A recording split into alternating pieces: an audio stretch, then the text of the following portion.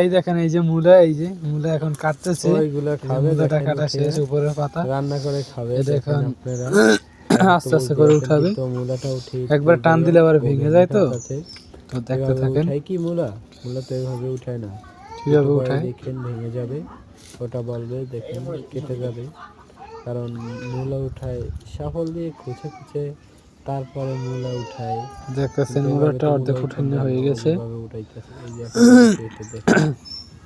দেখতে থাকেন, এভাবে দিবে। ওই যে গেছে লাল শাক উঠাইলো, উঠাইলো, ওইগুলো রান্না হবে।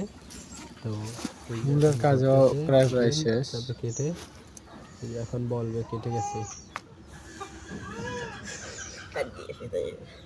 দেখছেন কেটে গেছে, কাট গেছে উঠে ভালো হয়ে গে ভেঙে যাবে। ওকে বলছি টান দিস, ওইরকম দিলে তো কাটেই, কিন্তু তারপরেও আমার কেটেও ফেলছে, দেখছেন তারপরেও টান দিছে, গেছে, এই যে ভেঙে গেছে, দেখছেন তো।